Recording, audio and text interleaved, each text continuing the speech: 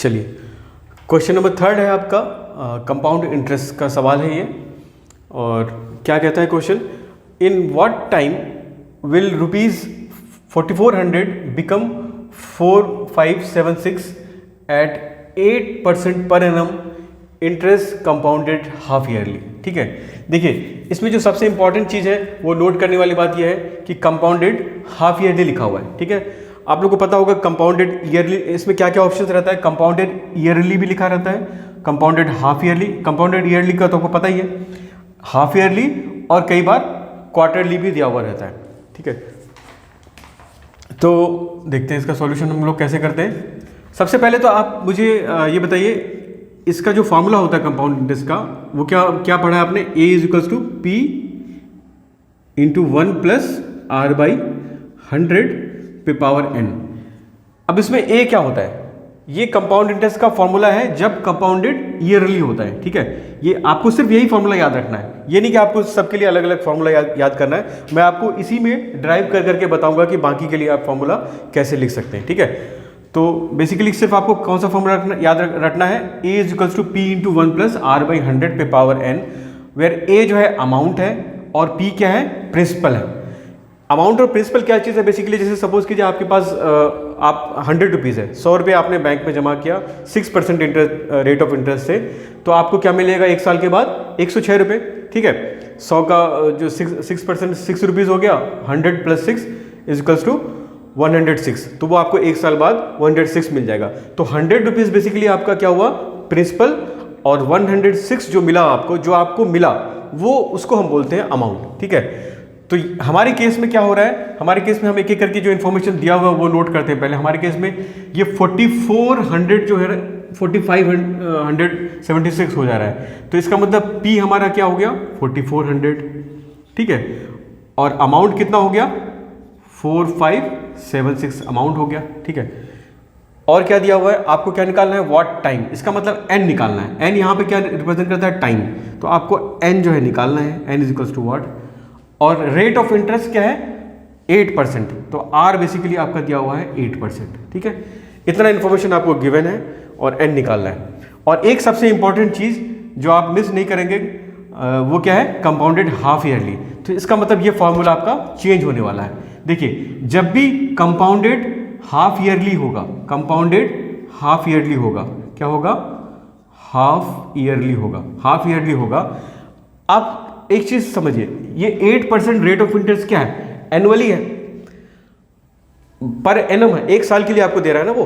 तो आप चूंकि, और ये क्या है, टाइम जो है आपका एक साल का होता है, तो जब आप कंपाउंड हाफ ईयरली कंपाउंड करते हैं तो ये टाइम क्या होगा, एक साल को बेसिकली 2 पार्ट में डिवाइड कर दिया आपने, 6-6 महीने पे। ठीक है, तो इस फॉर्मूले में आपका जो है, आप इस फॉर्मूले को दोबारा लिखेंगे तो A = P, ये AP में कोई चीज़ नहीं आएगा, 1 + R जो होगा, R रिप्लेस होगा R/2 से। क्यों, क्योंकि आप अब रेट को आधा कर दोगे आप, और टाइम को क्या करोगे, 2 बार लोगे ना, 6 माही, मतलब हर 6 मंथ पे, तो टाइम को डबल कर दोगे। तो इस फॉर्मूले में क्या करना है, रेट को हाफ कर देना है R/2 और n को 2n कर देना है बस। ठीक है, तो R/2 जब हम करेंगे तो नीचे 200 हो जाएगा और टाइम ऊपर आपका 2n हो जाएगा।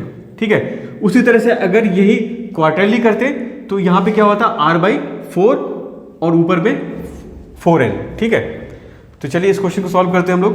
A के जगह पर रिप्लेस कर देंगे क्या, 4576 = P, ये P इधर ले आएंगे नीचे, तो पहले मैं इसको ले आता हूँ, P आप उसको नीचे ले आएंगे तो ये हो जाएगा 4400 = ठीक है, ये P को मैं नीचे ले आया तो A/P आ गया आपका, और A का वैल्यू पुट कर दिया, P का वैल्यू पुट कर दिया।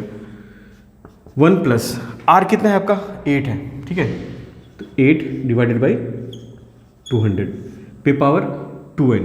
ठीक है, अब देखिए इसको, इधर वाला जो पार्ट है आपका, ये क्या आने वाला है, बेसिकली इधर देख लेते हैं पहले, इधर आने वाला है आपका, ये 200 एलसीएम ले लिया तो ऊपर आ जाएगा 208। जनरली इस क्वेश्चन में लोग क्या करते हैं, स्टूडेंट्स क्या करते हैं, इसको कट कर देते हैं पहले। कट करने से क्या हो जाएगा, आपका जो सॉल्यूशन है वो थोड़ा सा डिफिकल्ट हो जाएगा। आप इसको कट मत कीजिए, आप इसको एज इट इज रहने दीजिए। क्यों मैं कह रहा हूँ आपका, क्योंकि अगर जैसे 208/200 यहाँ पे आया है तो यही सेम नंबर जो है आपका, यही सेम फ्रैक्शन जो है आपका इधर भी आएगा, आना ही है उसको, ठीक है। वो क्योंकि क्वेश्चन ही बनाया जाता है ऐसा कि ये सेम नंबर आपका यहाँ आने वाला है, तो आप इसको ज़्यादा कट ना करें, क्योंकि अगर आप इसको जितना छोटा करेंगे आपको उसको इधर वाले को भी उतना ही कट करना पड़ेगा। ये बड़ा रहेगा तो इधर कम कट करके ये सेम वैल्यू आ जाएगा। मैं क्या कहना चाह रहा हूँ कि आपको यहाँ पे 208/200 आएगा ही आएगा। इसको आप कट करके देख लीजिए। देखिए ये 11 से अगर हम इसको कट करते हैं तो 11 4 जा 44, ये 0। उसके बाद ये भी हो जाएगा 11 4 जा 44, यहाँ 1 बचेगा, 11 1 जा 11 और 11 6 जा 66। और इसको अगर हम दोबारा काट देंगे 400 आ चुका है। अब 200 लाना आपको तो 2 से डिवाइड करेंगे, 2 2 जा 4, इसको भी 2 से डिवाइड करेंगे तो 2 2 जा 4, 0 2 8 जा 16। कई बार बच्चे यहाँ पे 0 छोड़ देते हैं, ठीक है। जैसे 4 1 6 को मैं डिवाइड करूँ तो 2 2 जा 4 और ये 1 की जगह 1 तो नहीं कटेगा एक बार में, तो आपको 0 प्लेस करना है। बहुत छोटा सा चीज़ है, लेकिन कई बार बड़े बच्चे भी ये मिस्टेक कर देते हैं। तो ये आपका 208 हो जाएगा, ठीक है। तो आपका आ गया 208, नीचे 200 आ गया, ठीक है। ये थोड़ा सा इक्वल टू का यहाँ पे मेरा आगे पीछे हो गया। ये बेसिकली ये लाइन है आपका, ठीक है। 208 divided by 200 is equal to 208 divided by 200 पे पावर। तो यहाँ पे बेसिकली अगर कुछ नहीं है तो पावर कितना है, 1 है। तो इसका मतलब क्या हुआ, दोनों तरफ सेम रैशनल नंबर आ गया, तो हम पावर को कंपेयर कर सकते हैं, ठीक है। तो ऑन कंपेरिजन ऑफ पावर आप क्या लिखने वाले हो, 2n is equal to 1 which implies that n is equal to 1 divided by 2, n is equal to 1 divided by 2, ठीक है। तो ये आपका सॉल्यूशन आ गया। सॉरी मैंने इसके ऑप्शंस नहीं लिखे थे, बट यही इसका आंसर है, ठीक है। इसमें जो ऑप्शंस आपको दिए हुए थे उसमें 4 ऑप्शन 2/3 ईयर्स, 1/2 ईयर्स, 3 ईयर्स और 1/3 ईयर्स, ठीक है। तो आपका आंसर हो गया 1/2 ईयर्स, ठीक है। चलिए इसको फटाफट पॉज करके नोट कर लीजिए वीडियो को।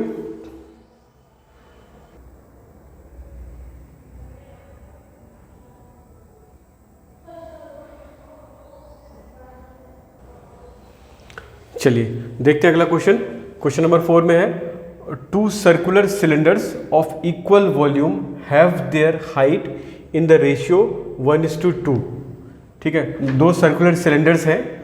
सर्कुलर सिलेंडर्स किस टाइप के होते हैं, ये सर्कुलर सिलेंडर होता है आपका, ठीक है। ये सर्कुलर सिलेंडर होता है, मतलब ऊपर नीचे सर्कल्स होते हैं। बेसिकली बेस जो है उसका सर्कुलर होता है और ये इस तरह से होता है, ठीक है। ये शेप होता है सर्कुलर सिलेंडर का, नीचे भी बेस जो होता है सर्कुलर होता है। और उनका क्या दिया हुआ है, basically have equal volume. Volume जो है उनका इक्वल है। 2 सर्कुलर सिलेंडर है, दोनों का वॉल्यूम इक्वल है। एंड देयर हाइट रेशियो कितना दिया हुआ है, 1:2, 1:2। सपोज ये एक का अगर मैं h1 मानूँ हाइट और दूसरे का h2 मानूँ, तो हाइट का रेशियो 1:2 मतलब 1/2 दिया हुआ है, ठीक है। ये आपको गिवन है। आपको निकालना क्या है, find the ratio of their radii. Radii basically किसको बोलते हैं स्टूडेंट्स, रेडियस का प्लूरल है रेडियाई। तो मतलब आपको R1:R2, मतलब अगर एक का R1 है दूसरे का R2 है, तो ये बेसिकली आपको निकालना है, ठीक है। चलिए आपको गिवन इन्फॉर्मेशन इक्वल वॉल्यूम का यूज करके बनाना है। इजी क्वेश्चन है ये। अगर मैं वॉल्यूम की बात करूं तो सबसे पहले तो इसका वॉल्यूम का फॉर्मूला आना चाहिए मुझे। किसी सर्कुलर सिलेंडर का जो वॉल्यूम होता है वो कितना होता है, πr²h। ये कैसे आप याद रखेंगे, देखिए ये जो सर्किल है इसका एरिया कितना होता है, πr², और h इसकी हाइट है, ठीक है। तो πr² को इसके हाइट से मल्टीप्लाई कर देंगे तो क्या आ जाएगा, वॉल्यूम आ जाएगा बेसिकली आपका, ठीक है। तो ये इसका फॉर्मूला होता है πr²h, ठीक है। अब आपको क्या बोला कि दोनों का वॉल्यूम बराबर है। दोनों का वॉल्यूम बराबर है मतलब एक का V1 मान लेते हैं तो दूसरे का V2। अब इसमें आप फॉर्मूले से लिखेंगे अगर तो क्या हो जाएगा, πr1²h1, इसका क्या हो जाएगा, पाई इसका r2² और ये h2। अब देखिए आपको ये पाई आपको काट देना है और h1/h2 पता है आपको और r1/r2 निकालना है। तो आप रेडियस को एक जगह कर लेंगे, r1²/r2² इज इक्वल्स टू ये आपका हो जाएगा h2/h1 विच इम्प्लाइज r1/r2 क्या हो जाएगा, अंडर रूट, ये स्क्वायर दोनों में है तो जब स्क्वायर उधर जाएगा तो उधर स्क्वायर रूट कर देगा। और ये h2/h1 जो है आप इसको पलट देंगे, यहाँ पे h1/h2 आपने दिया हुआ था और आपका यहाँ पे आया है h2/h1, तो ये क्या हो जाएगा, 2/1 हो जाएगा, ठीक है। तो आप इसका रेशियो लिख सकते हैं √2:1, 1 का रूट 1 ही होगा। ये इसका आंसर हो गया। तो ये एक इजी क्वेश्चन था।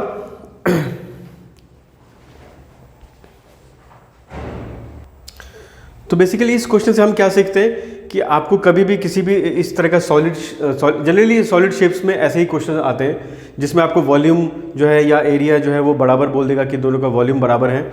आपको फॉर्मूला दोनों में लगाना है और दोनों का एक रेशियो गिवन होगा, दूसरा रेशियो निकालना होगा, ठीक है। तो किसी भी तरह का सॉलिड शेप रहेगा, आपको बस उसका फॉर्मूला आना चाहिए, आप इस तरह से उस क्वेश्चन को सॉल्व कर सकते हैं। चलिए देखते हैं नेक्स्ट क्वेश्चन। ये क्वेश्चन है आपका सिंपल इंटरेस्ट से, ठीक है। 5th क्वेश्चन सॉल्व कर रहे हैं। टोटल 30 क्वेश्चंस हैं हमारे पास इस पेपर में, जिसमें हम लोग ये 5th क्वेश्चन कर रहे हैं, ठीक है। तो ये क्वेश्चन है सिंपल इंटरेस्ट से। क्वेश्चन कह रहा है the simple interest on a certain sum for 1.5 year at 7% per annum exceeds the simple interest on the same sum for 6 months at 10% per annum by 38 rupees 50 पैसे। Find the सम। तो basically आपको सम जो है यहाँ पे अननोन है, that is principal जो होता है हमारा, वो हमारा यहाँ पे अननोन है।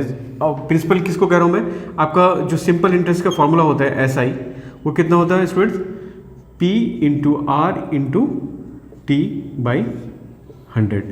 तो देखिए 2 केस उसने यहाँ पे बताया है। एक केस उसने क्या किया है कि उसी सम को, उसी प्रिंसिपल अमाउंट को वो 2 बार डिपॉजिट कर रहा है। एक बार तो बता रहा है कि वो 7% के रेट ऑफ इंटरेस्ट से 1.5 साल के लिए अगर जमा कर रहा है, और दूसरी बार 10% रेट ऑफ इंटरेस्ट से 6 महीने के लिए जमा कर रहा है, ठीक है। 10% से 6 महीने के लिए जमा कर रहा है। तो उसका जो है बेसिकली फर्स्ट वाले में 38 रुपीज़ एक्सीड कर रहा है, मतलब ज़्यादा मिल रहा है। 38.50 रुपीज़ जो है फर्स्ट केस में ज़्यादा मिल रहा है, ठीक है, और सेकंड केस में कम मिल रहा है। तो इसका मतलब ये बेसिकली क्या दिया हुआ है, 38 जो रुपीज़ दिया हुआ 38.50, ये बेसिकली डिफरेंस दिया हुआ है कि फर्स्ट वाले में माइनस सेकंड वाले में रेट ऑफ इंटरेस्ट में। तो हम लोग इस तरह से लिख सकते हैं क्या कि सिंपल SI जो है 1 माइनस SI 2, ये बेसिकली हम लिख सकते हैं 38.50, ये हमारा दिया हुआ है, ठीक है। ये हमारा फार्मूला हो गया। तो फार्मूले के हिसाब से हम अगर फर्स्ट वाले केस में ऐसा ही कैलकुलेट करेंगे तो देखिए ये टाइम आपका कितना दिया हुआ है, ये आपका मिक्स फ्रैक्शन में दिया हुआ है, t इज इक्वल्स टू 1/2। तो आप कितना लिखेंगे, 2 + 1 3/2 ईयर हो जाएगा बेसिक। उसी तरीके जो 6 मंथ है, ये T1 है, T2 6 मंथ में है ना, तो 6 मंथ को आप ईयर में कर देंगे तो 1/2 ईयर हो जाएगा। ध्यान रखिए आपको ईयर में लेना है यहाँ पे, ठीक है, मंथ में नहीं लेना है। तो चलिए कैलकुलेट करते हैं। ऐसा ही जो हम अगर हम लिख रहे हैं तो P तो हमारा अननोन है, तो P को P रहने देते हैं, इंटू R फर्स्ट केस में कितना है 7, इंटू T कितना निकाला आपने 3/2, तो 3 ऊपर आ गया, नीचे 2 आ जाएगा, 2 × 100 हो जाएगा, ठीक है। ये 100 ये फार्मूले का, और 3/2 आपका टाइम का आ गया, माइनस S2 कितना हो जाएगा, मतलब SI2 कितना हो जाएगा, इसका भी P तो सेम ही रहेगा क्योंकि सेम अमाउंट पे डिस्कस कर रहे हैं हम लोग, इंटू रेट ऑफ इंटरेस्ट कितना है 10 है, और टाइम आपका 1/2, तो 1 का 1 ऊपर आ गया, नीचे 2 आ जाएगा, 2 × 100 हो जाएगा, इज इक्वल्स टू 38। अब देखिए ये पॉइंट को हटा के हम लोग क्या कर देंगे, नीचे 100 कर देंगे, ठीक है। पॉइंट को हटा दिया, नीचे 2 0 ले आए ताकि कैलकुलेशन हमारे लिए ईजी हो जाए। अब यहाँ पर भी 200 है, यहाँ पर भी 200 है, तो आपका एलसीएम ईजी हो गया। आप सिंपली 200 लिखेंगे और ये हो जाएगा 7 3 21 और 10, तो 21 में से 10 माइनस हो जाएगा, तो आपका बेसिकली 11 P आ गया आपका। तो P को मैं अलग से यहाँ पे लिख देता हूँ, बेसिकली 11 P आ गया है ना। और इधर कितना आ गया 38/50/100, ठीक है। ये 100 का 0 0 ऐसे कट कर देते हैं हम लोग, और ये 11 से इसको कट कर देते हैं, 11 3 × 33, और यहाँ बचा 5, 11 5 × 55 0, ठीक है। P इज इक्वल्स टू आप लिख सकते हैं, ये 2 उधर जाएगा, मल्टीप्लाई हो जाएगा, 35 × 2 70, और ये 0 इसका, तो बेसिकली 700 रुपीज़ जो हो गया। इसका आंसर ऑप्शन सी जो है इसका करेक्ट आंसर है 700, ठीक है। तो अभी तक हमने इस सीरीज़ का जो है 5 क्वेश्चन किया है। मिलते हैं हम लोग इसके 3rd वीडियो में, और उसमें हम लोग आगे के क्वेश्चन डिस्कस करेंगे, ठीक है स्टूडेंट्स। Okay bye.